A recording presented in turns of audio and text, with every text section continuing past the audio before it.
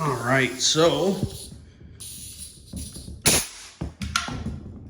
this week on what's going on, 2¼ inch red oak install.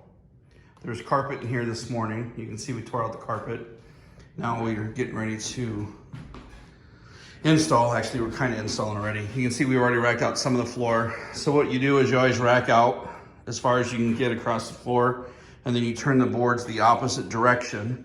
So you see the tongue is here, and all the boards are running this way. And then when you get to the end, you take a board that's longer than what you need. See how to get to the end, and you flip it reverse. So the tongue is actually this way, and then that's how we know where to mark that board to cut it. And then when you go to install it, when you turn it the other way, it fits. So you can see here we have this racked out. Just after 12 o'clock, we got here, probably got started around 8:45 this morning. So we'll get to over to where the vents are over here. I don't have the vents, so we'll have to install those tomorrow. And then we'll flip around and we'll go the opposite direction.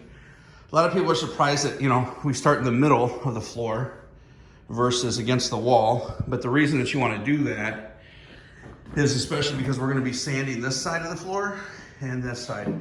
So we want these boards to match up exactly with that line there. So we snapped a line, and then we took a starter board. You can see we have screws drilled that first one to take off, because this machine, the nailer, will actually move the boards back. So we screwed it down along there so we can take off from there. Then we'll install what's called a slip tongue or a spline. Actually, we don't have to on this side. Oh yeah, we do, because it's backwards. Right here on this board, and then go towards that wall, and then backfill.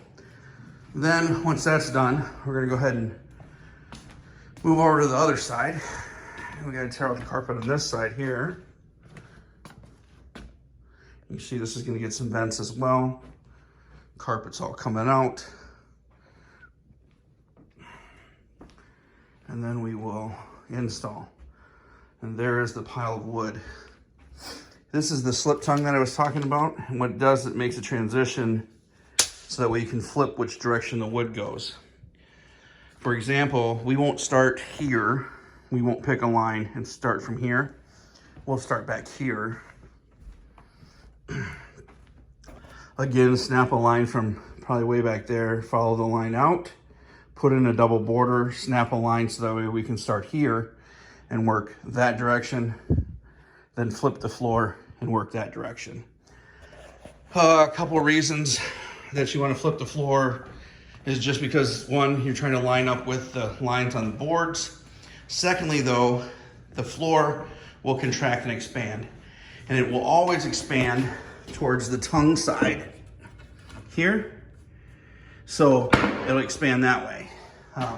So if you have them installed two different directions, they're actually expanding against each other, and you don't get huge wide gaps in the floor, because we live in Minnesota and we get lots of swings as far as temperature, humidity, that kind of thing, between summer and winter. So the nails that we're using are just 2-inch. They're just staples. I like staples versus cleats. 2-inch by 1/2 inch staples. This nail gun actually does both nails and staples and cleats. And then it comes with a different plate on the bottom of it. So that way you can change that depending on what size floor, what thickness floor you're installing. Because this is 3/4 thick. There are some out there that are 1/2 inch, and then you have your engineered floors and that kind of thing. Yeah, so I think the final floor color for this floor is going to be gray, but we'll just have to see. Anyway, hit me up if you have any questions about installing the floor. Otherwise, I will shoot a during and an after video as well.